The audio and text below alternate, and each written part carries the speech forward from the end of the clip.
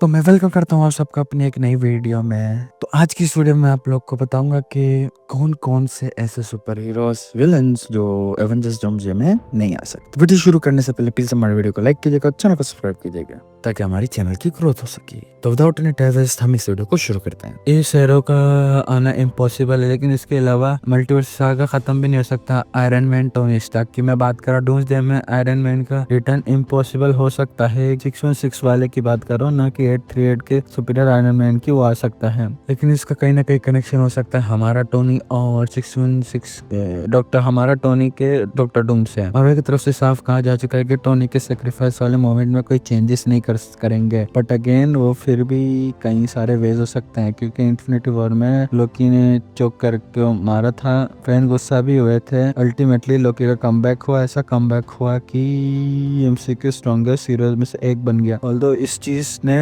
उसकी डेथ को अंडू तो नहीं किया, पर आज के टाइम पे देखा जाता है ऐसा लगता है कि लोकी कभी मरा ही नहीं था। इसे फ्यूचर में कभी डूम और टोनी का कनेक्शन सामने आएगा तो टोनी का रिटर्न इन सम वे होकर ही रहेगा। उसे रिजरेक्ट क्या किया जाए या किसी यूनिवर्स अल्टरनेट वेरिएंट के तौर पर दिखा दिया जाए। ये सुनने भी आया था कि आर्टिकल के एक या दो नहीं, पूरे 3 रोल्स रहने वाले डूम्सडे सीक्रेट वॉर्स में। एक तो विक्टर वॉन डूम, दूसरा ऑब्वियसली टोनी स्टार्क। टाइटल क्या हो सकता है वो हमें नहीं पता। डूम्सडे में अगर टोनी आता है कि उसका पास्ट का कोई सीन दिखाया जा सकता है या पिछली कोई फुटेज वगैरह दिखा सकते हैं, तो अगर पास की कोई फुटेज दिखाते हैं तो ये रियल रिटर्न नहीं होगा। टोनी के एक्चुअल रिटर्न के लिए एक बहुत बड़ा मोमेंट चाहिए जिसमें उसका वापस आना पॉसिबल हो। एंड गेम वाले स्नैप वाले मोमेंट के बाद टोनी अगर वापस आ रहा है तो ये चीज फुल ऑन सेंस बना रही है और फैंस को सेटिस्फाई भी कर रही है। और सबसे बड़ी बात ये मुझे मुझे भी जो पिंच करती है वो एंड गेम के स्नैप करने के बाद फिंडर सीन में या उसके आगे सीन में टोनी स्टार्क की बॉडी क्यों नहीं दिखाई गई। वैसे ये 3 स्पाइडरीज हैं और माइल्स मोलारिस का भी है, और जो लाइव एक्शन में कभी भी आ सकता है। पीटर पार्कर की बात करें तो डूम्सडे में टॉम हॉलैंड का स्पाइडरमैन अनलाइकली लग रहा है, कि क्योंकि ऑब्वियस रीजन ये है कि टॉम हॉलैंड के डूम्सडे के सेट पे दिखने जाने की कोई लीक या इवन रूमर्स। और सबसे बड़ी बात brand new day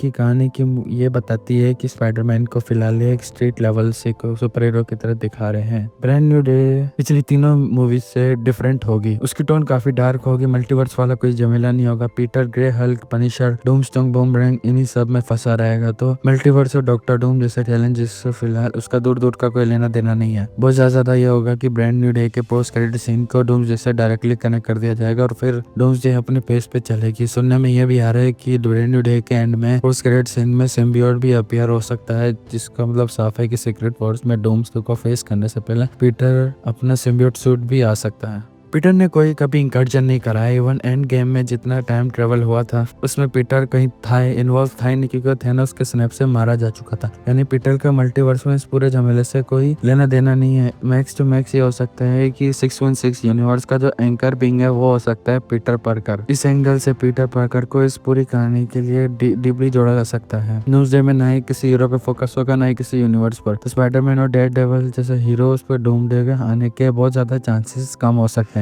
Peter Parker secret Wars में डायरेक्ट आ सकता है सिम्बियोट सूट के साथ। नेक्स्ट हीरो जो नहीं आ रहा है उसके एक्टर ने ये भी कंफर्म किया, वो मार्क रफोलो का हार्ट। रिसेंटली उसने एक इंटरव्यू दिया था कि एवेंजर्स को डूम्सडे में नहीं होगा, लेकिन आगे जाके मार्वल हल्क के लिए कोल आइडियाज लाता रहेगा, वापस आते रहेंगे। यानी ब्रांडेड डे में हल्क है ही, डूम्सडे में गोला और सीक्रेट वॉर्स में बड़ा वाला गोला। कि याद करो कुछ टाइम पहले एवेंजर्स डूम्सडे के कॉन्सेप्ट आर्ट्स लीक हुई थी, जिसमें बैटल वर्ल्ड में ग्रीनलैंड दिखाया गया था। ग्रीनलैंड में हल्क और शी हल्क भी थे। ग्रीनलैंड बैटल वर्ल्ड का वो गामा रेडिएशन वाला एरिया है जो पूरी तरीके से हल्क वेरिएंट से डोमिनेटेड है। डूम के बनाए बैटल वर्ल्ड का वो हिस्सा जहाँ सिर्फ हल्क वेरिएंट्स पाए जाते हैं। सुनने में ग्रीनलैंड शांत स्वीट सी जगह लगती है, एक्चुअल में यहाँ पे हल्क वेरिएंट्स एकदम खतरनाक मोड में हो सकते हैं। बाद में फिर वो मतलब उसका क्या हुआ होता हमें नहीं पता, लेकिन वो मैंने याद दिलाया क्योंकि तुम लोग इस फैक्ट को भी दिमाग में ले सको कि हर एक्टर अपने मूवी के आने को लेकर झूठ बोलते हैं। यहाँ क्रिस इवांस हो या एंड्रू गारफील्ड हो या नो वे होम को लेके एग्जांपल्स हैं। अगर मार्क रफेलो ने ये चीज बोल दी तो वो डूम्सडे में होंगे तो वो भी यही बोलेगा कि वो नहीं है, क्योंकि वो ब्रांड न्यू डे मूवी में आ रहे हैं। Brand new day movie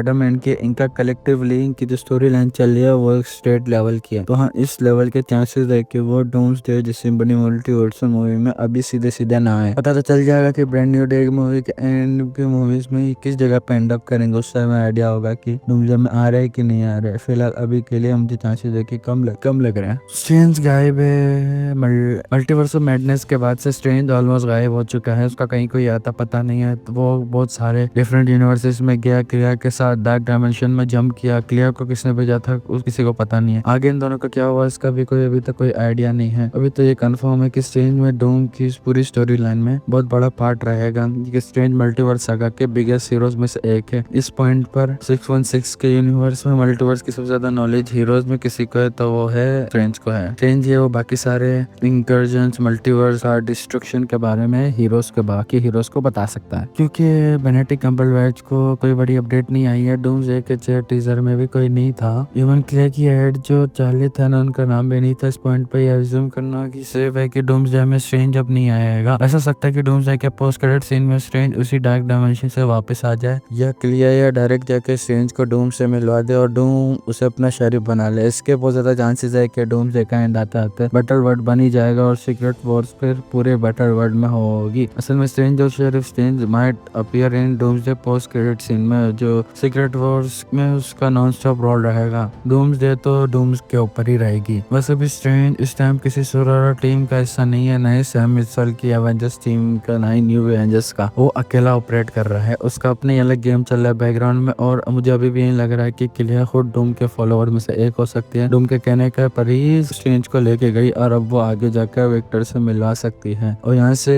strange का शेरिफ स्ट्रेंज वाला आर्क स्टार्ट हो सकता है।